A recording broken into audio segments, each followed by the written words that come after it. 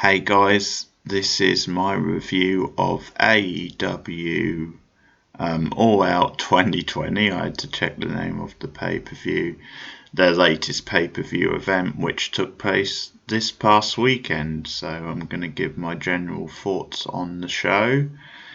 And I just want to say, first of all, then obviously you would have noticed by now this generally is like an old school wrestling channel, so most of my content will be older stuff, but I think once in a while I will keep up with newer stuff and do newer reviews, and I think this sort of felt like the perfect kind of opportunity, the perfect example of doing that. So I thought the latest AEW event, one way or the other, was worth covering. So I hope some of you enjoy my thoughts.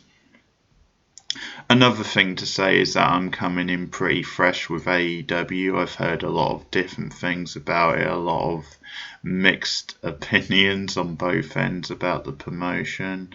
And really, this is my first proper look at it. I'd seen like the odd match before, but this is my first like full show. So quite a good, I think, measuring stick maybe finally. So this was the first show, certainly pay-per-view at least, and they'd let any fans in to for a while. Obviously a limited amount of fans. It was held in Florida. And first of all, I have to say, no, that's just wrong. For starters, I have to criticise the promotion for that. We're still in the middle of this pandemic. In the States, as in the UK, the numbers are still high, and in some states they're growing, including in Florida. I'm pretty sure Florida's one of the worst hit states. So no, sorry, it's nonsense to let wrestling fans into a show at this point. Even though I understand it was a limited number and they were spaced out, they were wearing masks. Even so, to let wrestling fans into a show at the moment is no. I'm just not having that. So that's a black mark against the promotion for starters. The other thing to say, this was a very long show and over long really. The actual pay-per-view was close to 4 hours, and if you include obviously the pre-show, which was an hour, which I didn't watch or haven't watched yet, that's another hour. So you're talking close to 5 hours if you watch the pre-show. That's just way too long. It just dragged it out, and there was kind of like a video package before every match, which I thought was a bit overkill. I think 2.5 hours for your average AEW pay-per-view sounds about right to me, but let's get into the show properly. Obviously, the opening match was the bizarre match held in the dentist office. So you had Britt Baker. That's obviously her regular gimmick. She took on Swole, and this match was really an absolute joke. It just felt like the sort of match that I think you would see Vince Russo have in like the WCW dark days of 2000. It just felt like that sort of the way they would just open Nitro, and you would go into this like backstage type thing. And that looked bad enough, but the difference is obviously they had a lower budget, and they were going at it in this obviously the reception area, and then the dentist room, and then obviously a bit outside. And first of all, it just looks so low budget, and it looked like a really like sort of DIY sort of horror type production almost. And the offense just looked really lame at times. You know, they were obviously hitting each other with like diplomas off the wall, which is just so goofy. But yeah, it didn't even seem like full force. It just seemed kind of lame and weak. And if you're gonna do a hardcore match, if you're gonna say, well, these two girls like really hate each other, then kind of go the whole hog. But I think Jim Cornette made this point here. It was this weird in between sort of thing where, on the one hand, it was very goofy, but didn't really succeed in that. But on the other hand, they didn't really. It was this half-assed sort of thing where they were claiming, hey, these girls hate each other. It's a grudge match, but that they weren't really going for it. And I have to say, the Novocaine spot was the tops when Baker had Novocaine injected into her. I think it was a leg or something, so it was fell dead, and that was just stupid. And it's actually a shame because I actually think these two girls are good performers. I think you can see a lot of attitude from them. I think decent personality, and I do think in some ways the work rate was there. It was just such a stupid match, and it just looked so bad, and just some silly ass spots, and yeah, not for me, and a weird way to open a pay-per-view as well. It's not really this sort of semi-hardcore gimmick sort of match. Is not, you tend to think you go for a more fast-paced type match, or maybe a technical type match, and it's not. A bit of a flat way to open the pay-per-view.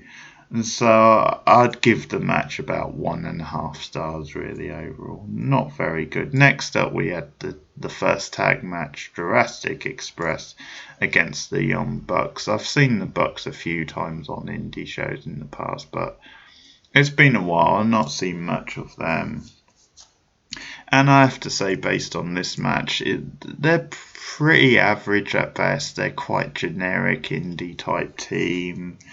There were some impressive moves in this match, but I think it did descend into a bit of a spot fest. And,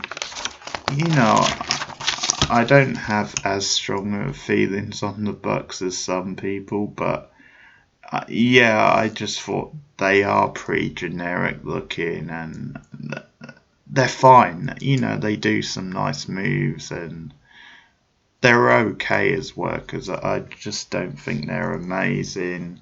I think the MVP of this match was definitely Jungle George. I thought, he was the one that stood out to me. I thought Luchasaurus.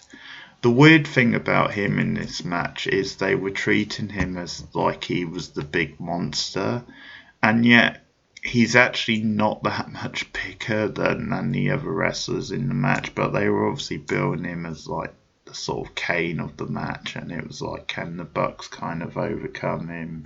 Can they topple him? And yeah, the finish I thought was pretty weak as well. BTE finisher just didn't look that good from the Bucks. So based on this match, they're overrated. I'm sorry. So I'll give. It wasn't a bad match. It was an okay match. Probably say around about 2 stars for this one. Then we have the Casino Battle Royal, 21 wrestlers, and the winner becomes the AEW, or becomes the number 1 contender for the AEW title and get a shot somewhere in the future. And I think what put me off about this match was that it's basically messing with the traditional Battle Royal format, because the Battle Royal is this sustainable sort of like format in wrestling. You can't really go wrong with it. It's such a timeless classic. And the format which we see every year at the Rumble or other Battle Royals, just stick to that. You don't need to mess about with it.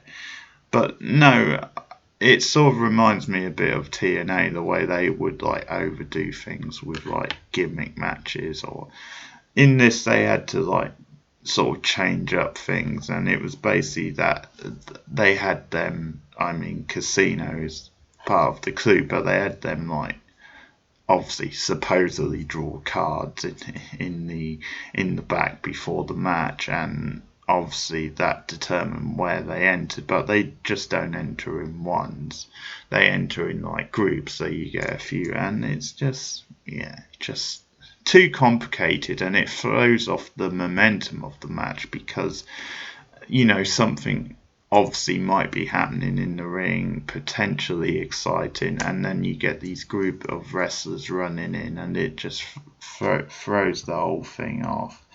And there's some good talent in there, but there's also some WWE or indie type castles that we've seen before. I mean, I do find it a bit hard to take this company seriously when they have someone like Billy Gunn out there, who was never like the most amazing talent, even in his WWE prime.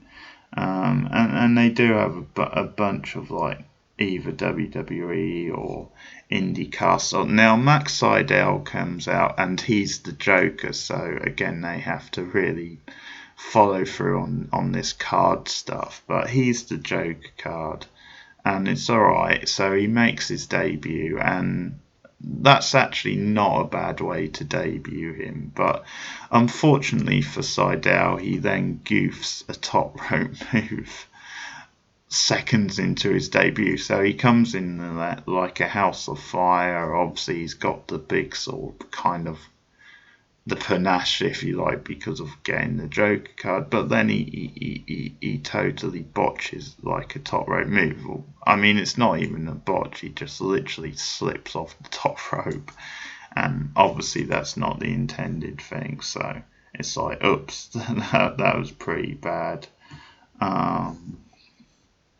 But yeah, it's a forgettable battle royal, and I think they should have just went with the traditional layout. In the end, last lunch, Archer, who's another ex WWE guy, he gets the win. Obviously, he's in Jake the Snake's stable, so that's something at least. I mean, I think Jake definitely adds something to the guys around him, and I did enjoy the spot with the body bag actually with one of Jake's other guys. So the body bag with the wrestler inside being thrown over the top rope, that was a cool spot. So I did like that.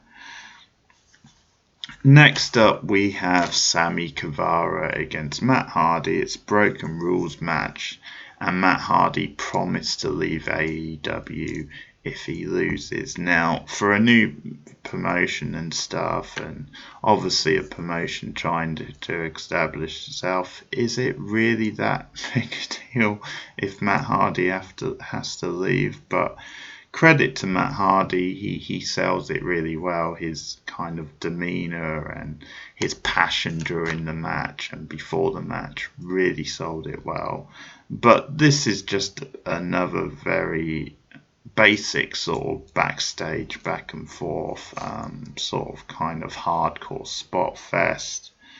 And it doesn't last very long really until they think Matt Hardy is basically out because he gets I think it was a spear like off the top of this big like stand and like into like a table, some sort of platform, and they think Matt's basically out. And then there's this long sort of break. You have a ref stoppage, and you think, oh God, really? But in the end, they sort of come away, and he wants to continue. And he keeps shouting like deletion, which is one of his big sort of catchphrases at the moment, like he's gonna delete Guevara, and it carries on. Overall, it's not a very long match in any case, so I don't think they really gave them that much time to do much. And in the end, Matt comes back and wins. He obviously he knocks Sammy off like a big stanchion onto another collapsed platform, And yeah, Matt gets the win, so obviously he stays in AEW. I give Matt credit at least for, I think, the way he sold this, and the commentators did a really good job as well. But bit of a nothing match. It again just felt like one of these, like, very generic, like, hardcore type matches. I'll give that one 2 stars as well. I think that's becoming the norm for this night. Next up, we do have a pretty big and significant match because it's the women's title, champion versus champion. So you had the AEW women's champion, which is Shida, against the NWA champion, women's champion, which is Thunder Rosa. And so we get a really nice video package coming into this. Some good comments from the likes of Billy Corgan, the NWA president, JR, Tony, the rest of them really talking about the history, hyping it up. So that was all good stuff. And I think this cross promotion thing with AEW and the NWA, it makes sense. It definitely makes sense for these two indie promotions. I know AEW sort of see themselves as more as an indie promotion, but it's a smart bit of business. I mean, I know the NWA aren't what they used to be, but they still have a bit of a brand name in wrestling at least. So I did like this, and I like the sort of real sports fit feel of the whole sort of build up and stuff. So it was all good stuff. I love Shida's entrance, that classic Japanese style entrance with the streamers, very sort of dramatic look to her. It was a really nice entrance. And I really like this match. I like the intensity of it at the beginning with them squaring off, and I think they both got good strong personalities. The match was treated very serious, which you needed. And I think maybe if I have a critique, I think Rosa at times was a bit too casual, a bit too I think, because she dominated a lot of the early part of the match, and I think maybe at that point she kind of got she was playing with her opponent a bit too much, which I know you can say kayfabe, she was getting too cocky, but I think it was more, it just came across like it was a bit too casual, if you see what I mean. It was too playful in such a serious sort of match. But anyway, they both put in good performances. There was some great stiff style blows, some great running knee lifts. Shida's head scissors early on looked really good. There was some great submission holds back and forth. I think they told a good story. It was overall a realistic sort of a match. Some good strategy, like Rosa wrapping Shida around the ring post, working on the back. Some really hot sort of 2 counts. A nice kind of hoist up into a backbreaker from Shida. So I had Rosa up on the shoulders, drops her down into backbreaker. That looked really good. I really like the sort of double stomps from Shida as well. Flying clothesline from Rosa in the corner, I thought looked really good, really impactful. I think Shida did a great job of selling for her. So generally, I'm not going to say it was a perfect match or amazing, but up to this point it certainly stole the show. I think they both performed really well, and it was treated as a serious deal, and I think Shida's a really great talent. And yeah, she won with a flying knee strike, which did look really good actually. I think maybe you might say it felt a bit random, her winning like that after all the stuff, but anyway, really good match. Maybe not a masterpiece, but really good nonetheless. And they were given probably about the right amount of time. So I'm going to give this one 3.5 stars out of 5. So strong match, and obviously I think it makes sense that Shida went over and retained the AEW women's title. And then Joy, we've got a wedding segment to look forward to in future weeks. So we found out that Kip Sadell is getting married to Penelope in a future episode. They're going to announce that, or he's going to announce his best men this week on Dynamite. Well, it'll have them flocking in to see that, I'll tell you. So the next match, anyway, was the Dark Order versus the Natural Nightmares. So one of the big rivalries at the moment, with Dustin Rhodes involved after the damage done to his brother Cody Rhodes.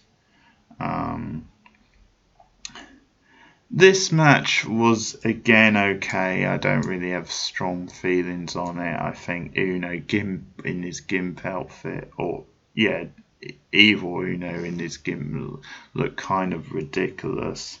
There was some good performances. I think Colt Cabana is over the hill now. He looked pretty rough.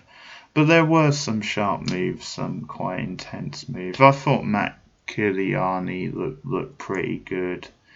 But there were some botch spots. Dustin, I think, was effective in his little cameo. He wasn't really in the match a lot, but he was a pro. He sold like a pro. He got across the passion. Then to him, this was a grudge match, and he got his shots in and then got out the ring, which I think is probably the right way to go. But overall, it was a pretty forgettable match. And in the end, Cabana misses a moonsault, which was very telegraphed, and and then he was pinned, and Rhodes and his team get the win. 2 stars really. We found out afterwards Rhodes is going to get a title shot this coming week on Dynamite, so he was over the moon about that, which again he sold pretty well.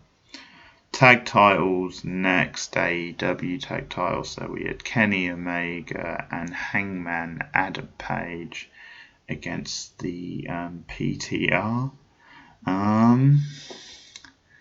This is another one. It's very middling. I can't say it was terrible, but it sort of had a solid start. Some good technical wrestling. Some nice high-flying moves. And it started off quite slow, but I mean, even with that, I think they started packing the spots in quite early, and the match was way too long for what it was. I think they kind of peaked in the middle and never really recovered. Omega took a lot of the blows, took a lot of the offense, but I think at times he was quite cartoonish in the way he was selling and stuff, and it just felt like too much of a spot fest. And I think the problems is when they pack in all these near falls from big moves, it kind of makes those moves just look weak in a way, and just kind of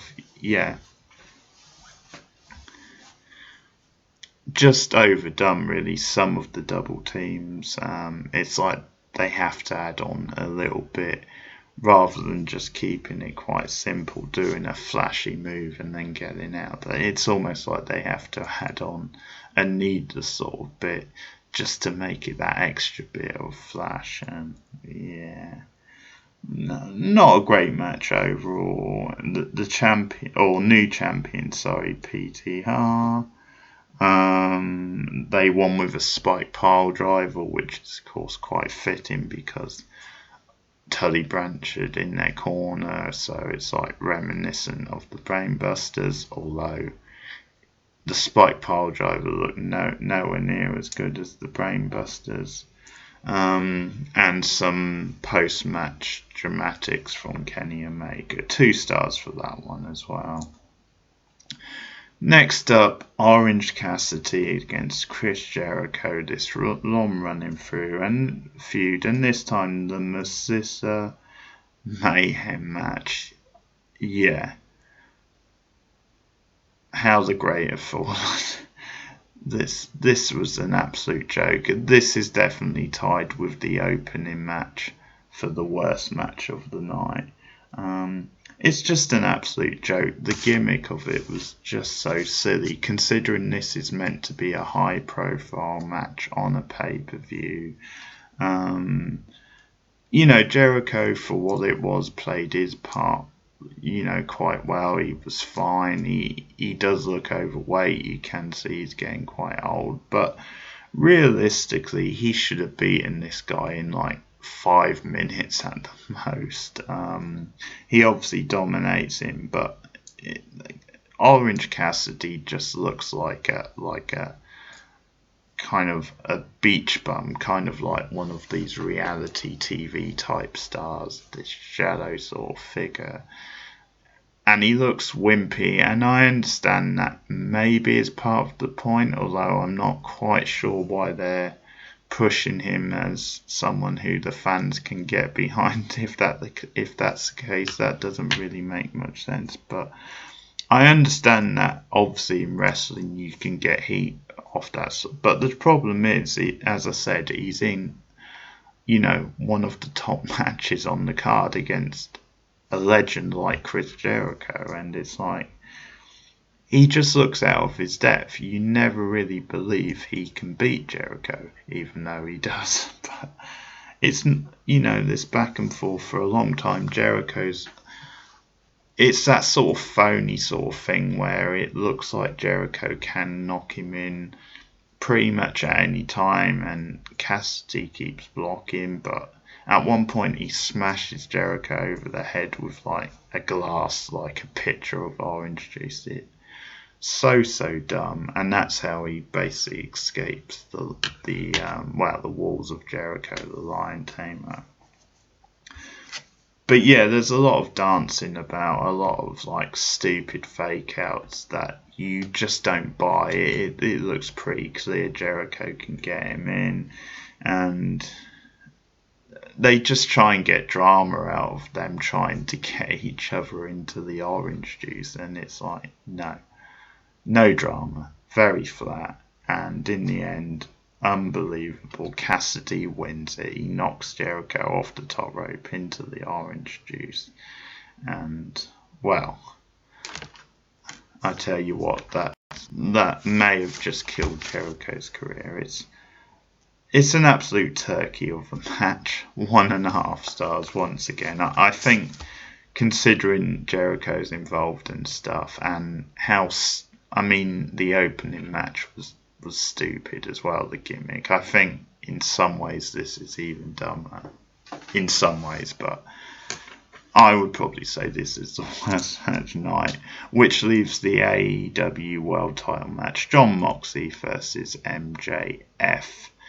And it's another middling match. I think probably part of the problem with the match is it did look like a bit of, typical 2 indie guys.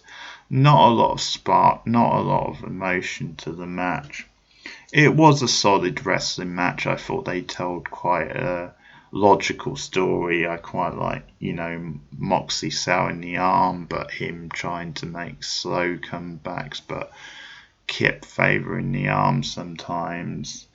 I think the slingshot on MJF and then him really bleeding a lot, because he was slingshot into the post, but that was overdone how much he was bleeding, and it seemed like desperate to really get heat on the match. I think I like Moxley more than MJF, who I just don't see a lot in MJF. Moxley a bit more out of the two. The match was alright. The match was kind of middling. I mean, probably one of the better on the card, but again, they sort of had to goof it up on the finish. The finish was absolutely dumb. It was then NJF was distracted by his dynamite diamond in the ring, and then Moxley hit him with like a double underhook suplex for the pin.